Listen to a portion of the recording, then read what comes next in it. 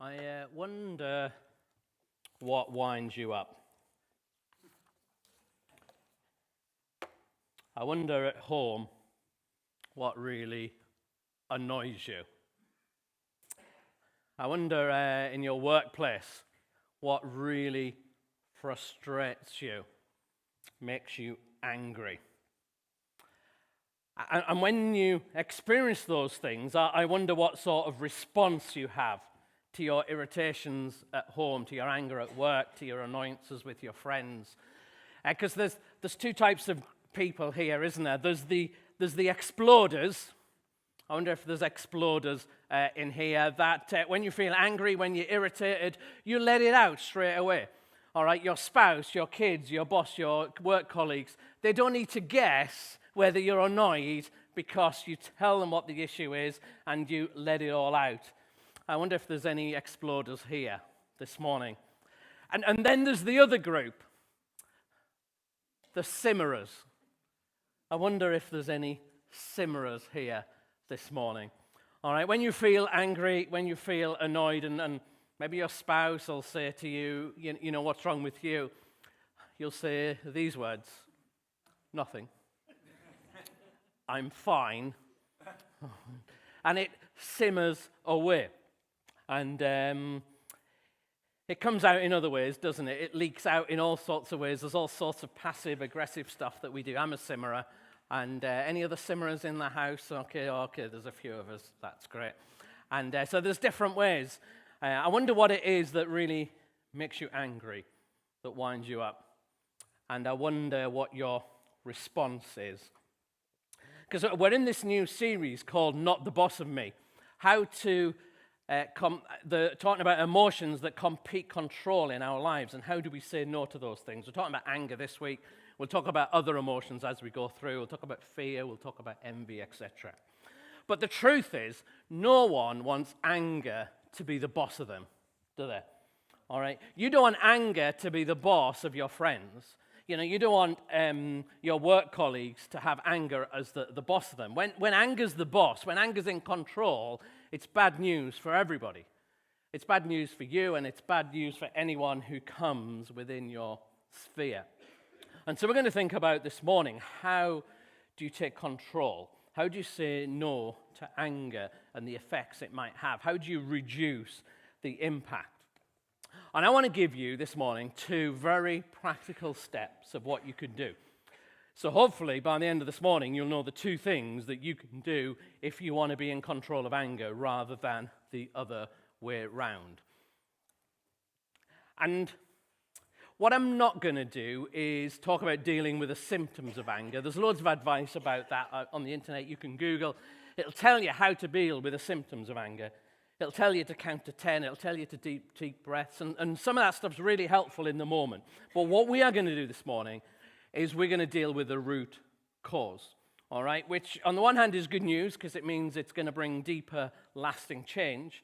But bad news is it's a bit harder to do. All right? But I'm going to offer them to you this morning. So there's no quick fixes this morning. But I'm going to offer you a roadmap, a way, the journey that you could go on with Jesus this morning in order to reduce the impact of anger in your life. And some of us have people praying right now that this message lands home for us. All right?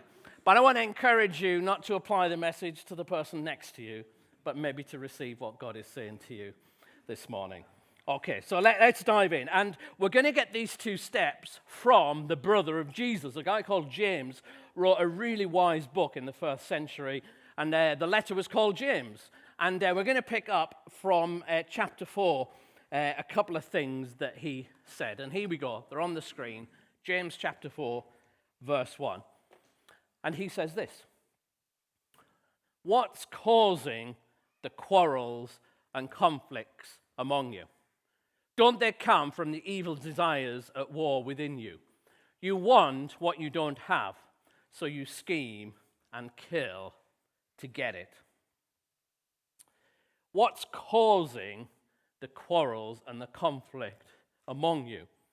James says it's the desires within you. And we want to say, no, it isn't, James. the thing that is making me angry, the thing that's causing the problem, is not what's within me, it's what she said. It's what he did or didn't do. All right. And if you were to tell us what made you angry this morning, the thing that really gets your goat, you would tell us all about what somebody had done or what somebody had said or what they hadn't done. You would tell us about your sense of injustice, how it's not fair, how they do it time and time again. And James says to us, you know what the problem is? You know where it comes from? It comes from the desires within you, and we're not so sure about that in the moment because we're convinced the issue is the situation and other people. And then James says this, and I think this is so insightful. You're going to want to push back it on initially, but I want you just to kind of hang with it and to wrestle with it. And if you do, I think you'll find what James says next so helpful, so insightful. Here he is. He says, you know what the real problem is? The real problem when there's anger and frustration and annoyance and irritation, actually the real issue is this, James says. You want what you don't have. The real issue, the real reason why you're so wound up is you're not getting what you want. Think about the situations where you're really angry, where you're really irritated, where you're really annoyed, where you're really wound up, and think about it for a minute. The issue is your unmet expectations, the stuff that you want that you're not getting. That's what's causing the problem. And the strength of our reaction tells us how important that stuff is to us. Yeah? So if you're not getting what you want, but it's not that important to you, it doesn't go deep inside you, your reaction will be quite superficial. You know, well, in an ideal world, if you turned up on time, that would be great. But if that's not really, really important to you, you'll not be wound up and bothered. When there's a strong reaction, it tells you you're not getting what you want or what you think you need, and actually it's really, really important to you. When my kids became teenagers, when they headed into the teenage years, they developed this obsession/addiction to new footwear, new trainers. Every birthday, every Christmas, say, what do you want for Christmas, your birthday? You want some new trainers. What sort of new trainers do you want? I would like some new white trainers. I look at the 3 pairs of white trainers they've already got. I said, no, but you don't understand, Dad. All right. And they would work part-time to save up. And so the number of footwear in our house was growing and growing. Fortunately, we were single-handedly keeping IKEA in business, all right? Because at our front door, there would be realms of IKEA box units, there'd be realms of IKEA footwear stands and all sorts of stuff. So we had sufficient space for all the footwear. So in theory, there wasn't a problem. The issue was in my house, something weird happened with the floor. So when my kids come in and they'd take their footwear off, there was something about the floor that meant the trainers stuck to the floor, and it was impossible for them to take them off from their feet and put them anywhere else. All right? And it wasn't just that they would take them off in a particular place. They could take them off anywhere. All right? So any part of the house, you could find them there. And it wasn't even that they took both shoes off in the same place. You could find the left shoe in the living room and the right shoe in the toilet, and they couldn't move. So I explained to my teenage kids. I said, we are keeping IKEA in business because there's all these units at the front door. What I'd like you to do is you come in and you put them in there when you take them off. That made no difference to the behavior of my kids. And I could see the future, and I've said, I'm not going to spend the rest of my life until they leave home picking up the trainers. So I had a brilliant plan.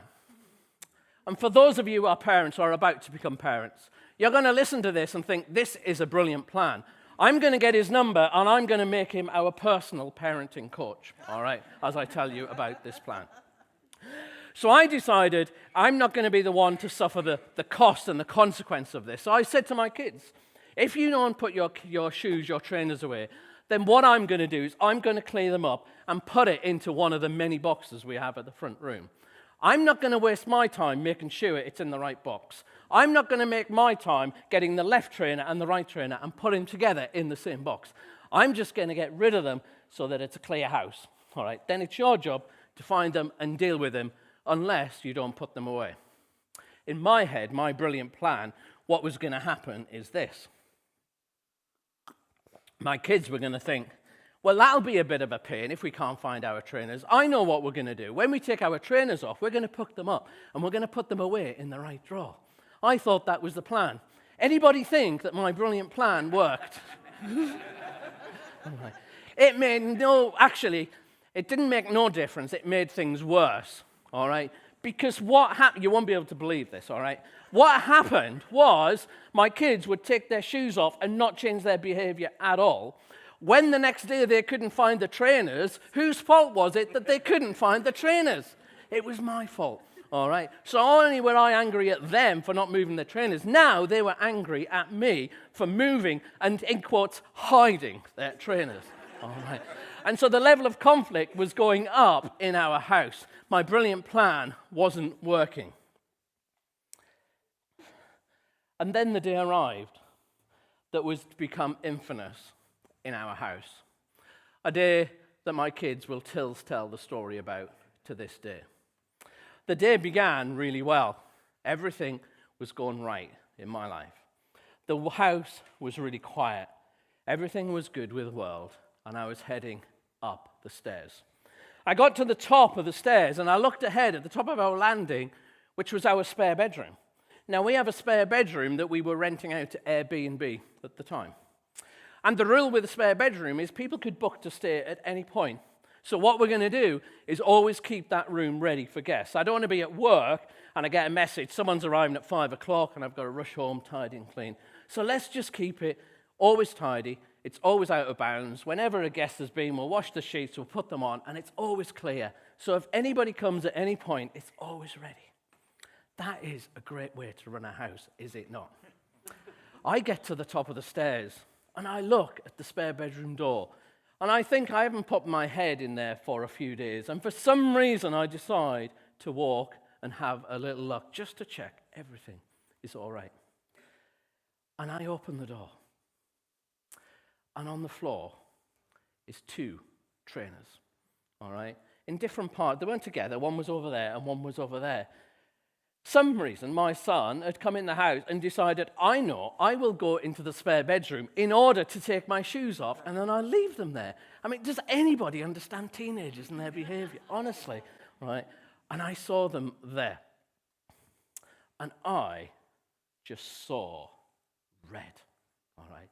In that moment, all right, instinctively, it just went from my feet to the head, just this overwhelming sense of anger and frustration. And I grabbed the shoes and I walked to the top of the landing. And I was like, I'm not walking all the way down the stairs to put them into the IKEA box. And I just threw them down the stairs, all right? One went all the way down to the bottom of the stairs and just landed on the floor. The second one went down the chairs, it hit the wall, it landed on the radiator, and it ripped the trainer slightly. These were brand new, ridiculously expensive. Why in the world would you buy them from my son, all right? And they ripped. And my son found them. And my son was angry at me. I was still fuming at him, and he was saying, you owe me money. And I was like, listen, you need to pay me for putting your shoes away for the last 3 months. You're in debt to me, mate. All right. And I was absolutely raging. My son and my daughter's behavior was the problem. Over weeks and over months, I tried to work with them, and it was that problem why I was so angry in that moment. Although James reckons that the problem is the stuff inside me. James reckons the issue is that I'm not getting what I want. That actually what I want to happen, what I need, is not really happening. And a couple of months later, it took a few months before I could even think seriously about it. I'm reading James chapter 4, verse 1.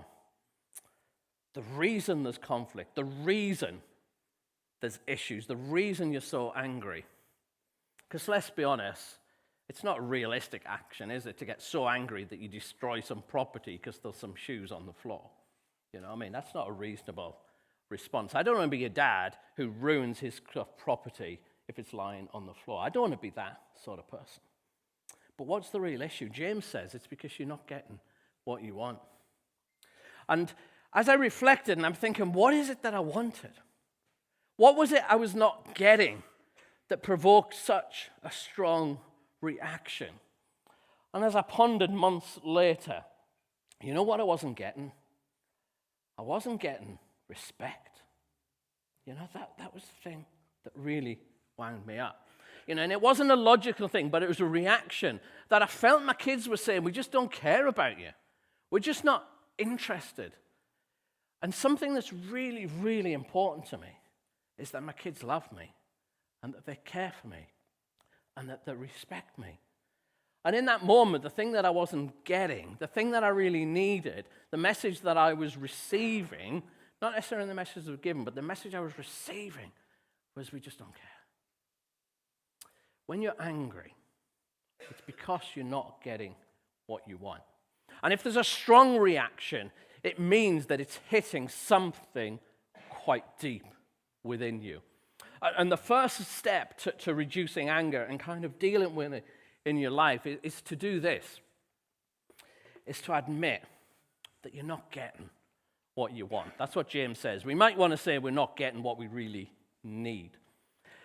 And that's not easy to work out. Sometimes you've got to sit, and you've got to sit prayerfully. You've got to be silent in the presence of God, perhaps, and just think, actually, what's it triggering in me?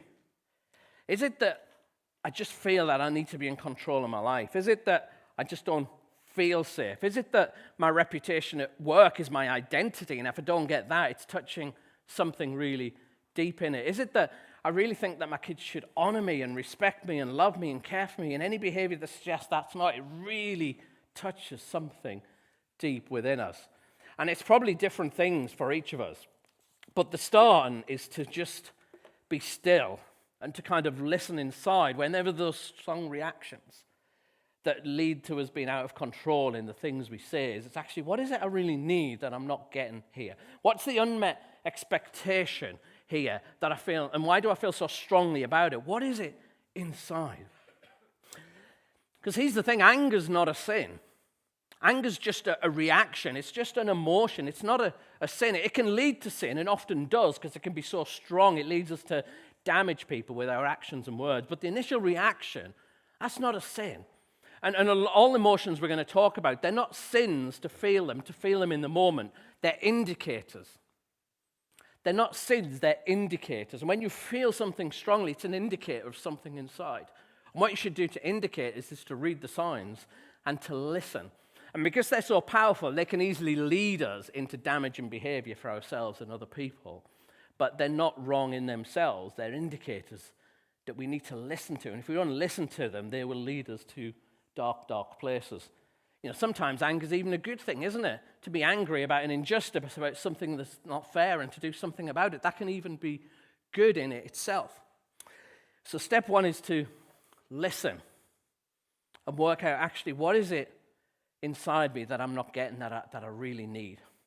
And sometimes what you will find, just admitting that will go some way to dissolving the reaction. Once you think, actually, I'm so angry with my kids in the shoes because it feels like they're not respecting me, and I want respect for my kids. I want love, and I want care for them. Once you admit that, that itself can dissolve a lot of the anger. But how do we go about getting what we want? Or what do we do with these needs for safety and for respect and for honor? What can we do about that? You know, do we just suppress it? Because if you try and get those needs met through anger towards other people, that doesn't usually work out well. So what do we do about it? And this is where James gives us the second step. So once we've admitted what it is we really need and we've kind of listened to that, James gives us this second step, which is so simple, but actually is really, really profound once you work it through. And he says this in verse 2. He says, the reason you don't have that stuff, the stuff that you really need, that's really important to you, the reason that you don't have it is because you haven't asked God for it. The reason that you don't have a sense of security and safety, the reason that you don't feel recognized and respected, the reason that you don't feel loved and honored, and you're not having those expectations met in other people, and so you're kind of striving for it, but the reason you've not got it is that you've not come to God to seek it and to receive it. And the second step is this, that once we've admitted what it is we're not getting, the second step is to come to God and get it from him and to receive it from him. And what James doesn't mean is, it doesn't mean you like say a prayer and say, my kids are not putting the shoes away. God, can you zap them and make them behave? You know, he's not saying, I'm not getting all the praise I deserve in the workplace. Someone else is stealing recognition for my projects. You know, can you get them the sack and make sure the senior management know how wonderful I am? You know, you're not praying for the externals. It's actually thinking deep inside, what is it you're not getting? Because the journey of following Jesus is essentially this. Is essentially getting all our deep needs met in Jesus. That's essentially what it's about. It's acknowledging, you know what, my work and my family and my social media profile and how I dress and my money, none of that can offer me security. None of that ultimately can offer me safety. None of that can ultimately offer me respect and recognition. And the more I lean into that, the more I will struggle in life. And the invitation to follow Jesus is essentially to turn away from those things as being very central and to acknowledge, actually, it's only God at foundation, at root, who can give me those things. And so how do you get those things from God? Well, that's not a quick fix. Do you know what I mean? If there's something quite deep in you, you're probably not going to solve that in a prayer. But it's a journey of coming to God. And sometimes what you might want to do is just acknowledge what it is. You know, so you always need to be in control. That makes you feel safe and secure. And what you might need to do is just regularly sit in the presence of God 5 minutes every day and say, God, I always want to be in control. I feel panicked and fear if I'm not controlling everything. Will you just help me to lean into you and to understand that you're running all things? Just help me to surrender. Lord, help me to surrender. And you just keep saying the same prayer and you put yourself in the presence of God. When you come to worship like this, you know the thing that God's working on you in your heart. And you bring that to him. And you listen, God, I'm trying to get respect and honor from other people because I don't feel that I get it myself. Will you help me to think about how much you love me and how much you want to honor me and how much praise and respect you want to give me? And you keep seeking after God. It maybe you want to find a Bible verse. You know, you memorize a few words from the Bible and you carry that around and you keep returning it, not to remind you in your head, but to kind of soak it in your heart. And if you keep doing that over weeks, over months, following the leading of the Holy Spirit, you'll start to find gradually over time something gradually changes in your heart. And gradually you'll get to the point where you might be irritated, but you won't be full raging anger. You know, that you'll have control of reactions. You'll have control of the words that you're saying because you know that it's only God who can give you what you really need. And when you do that, this is what you'll find happen. Because when people step over your boundaries, you know, when people steal your recognition at work, you know, when your spouse doesn't do the things that you need them to do, when your kids behave in a certain way, it doesn't mean that you be a doormat and you can't be annoyed at them. It doesn't mean that you just let everybody do whatever they might do. But if you get your ultimate needs met in God, that means you can speak to them in a way that is much more in control. Because this isn't about your whole identity. You know, this isn't about me being in control of the universe. And you will speak much more measured, much more controlled. You can speak in a much more respectful way. And you can even have the confidence to challenge people at work, at home, or whatever it might be. But once you're getting your needs met in God, it gives you much more freer to speak and challenge. So it's not about being a doormat, but actually if you're trying to get your ultimate needs met in somebody else, that's going to lead to strong reactions and to strong words and to strong emotions. That's going to lead to anger being the boss of you. But if you get it all met in Jesus, that means when you come, you can speak in a much more measured way. So really, it's just these things where you work out, what is it that's making me angry? What's the situations? What's the trigger points? And then you just do those two steps. The step is actually, what is it I'm not getting? What is it I really need? Why is this such a deep value for me? And once you've admitted that to yourself, you're already half of the way there. You'll find your reactions dissolving. And then once you've identified that, then you go on a journey of seeking it from God, praying for it to God, receiving it from God, meditating on words of the Bible to get it from God. It may be you need to walk with somebody else. You know, if you're doing real damage to other people, at home, if you're causing real damage to other people, because anger is the boss of you, you may need to walk with somebody else. You may need someone else just to help you process that on a journey. And speak to your life group leader, a Christian you think is really mature in the faith. Come to speak to one of the leaders. Go on our website, you can send a message to us, and we'll hook you with someone who can kind of walk with you. But if there's someone praying that you hear this message, I really pray that you will respond and go on the journey. It's really embarrassing to admit sometimes that anger is the boss of you. I'm really embarrassed by ruining my kids' trainers. I can tell that story because it's a few years ago. But when we have those strong reactions, it can be really embarrassing just to say to someone, you know what, this is what I did. Had the boss of me. So find a safe place where you can walk with people. And in a sense, there's three groups of people here this morning, and the response is kind of different depending on which group that you're in. There's those of us here who are thinking, this is a lovely message, but none of it applies to me. All right, there's some of you, and that's kind of fine. There'll be other things that might be the boss of you. If you're in a position where you think, actually, none of this is really an issue for me, that's absolutely great. Could you just do one thing, though? Could you just check with those closest to you? All right, just say, I'm pretty sure there's other issues, but maybe not. Can you just check? All right. And if you're really sure it's not an issue, you'll have no problem with your spouse or your kids or your work colleagues saying, actually, can I just check? Secondly, you may be somebody who's got all sorts of reactions, all right, the situations, and you're not really sure why, all right? You're quite angry and you're quite wound up, and you say, well, I know why. It's because they did this, this, and this. But actually, you need to spend a bit of time on step one, which is just listening and working out, actually, what's going on inside? Why is this so important to me? Because if it's a strong reaction, it means there's some need you're not getting met. And that might take a bit of a journey. You may want to journal. You might just need to sit in the presence of God, and you just need to listen. Don't move on to the next step till you've worked out that and pray for God to reveal that to you. And those of us, actually, I know what the issue is. I know why I get wound up. I know what it is inside. Then you can move on to the next step, which is find a way to get it from God. Maybe you're going to pray every morning, every evening. Maybe you're going to go away and find a Bible verse. Maybe you're going to meet someone for coffee and pray it through, whatever might it be. Which category is you? Are you someone, it's not an issue, but you're just going to check on the way home? Are you someone, and you know you have those strong reactions, and if you're honest, you're not quite sure why, but you're going to give some time just to kind of think and reflect. Maybe you're going to walk this afternoon, and you're just going to ask God, why do I have that? Why am I so annoyed when they do that? Why am I so angry by that? What is it going on inside? You won't find it unless you give space for God to speak. Or you're someone who's already there and you just need to pray every morning. You're going to find a Bible verse, or you're going to find somebody.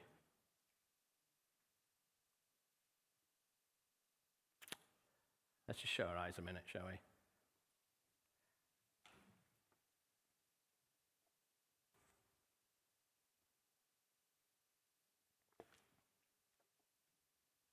There's no magic fix. But God promises if we go on a journey with him, that he'll bring us to a place of freedom and a place of change and a place of rest. What is it that you might need to do right now as a result? What is it that God's been saying?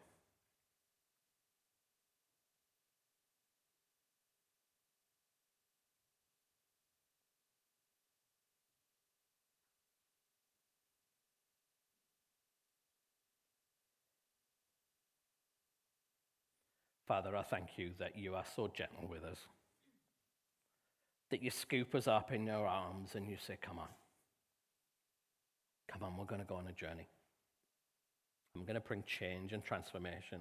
That you're not shocked by our reactions, you're not shocked by our behavior, but you still love us and you want to bring change. Will you help each of us respond to what you're saying this morning? And for those of us where this is a real stronghold in our lives and we're really wrestling with it and we're almost too embarrassed to admit it, will you come and help us find a way?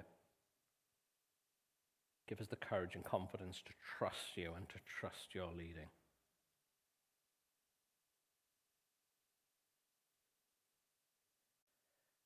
I'm going to invite the band to come up.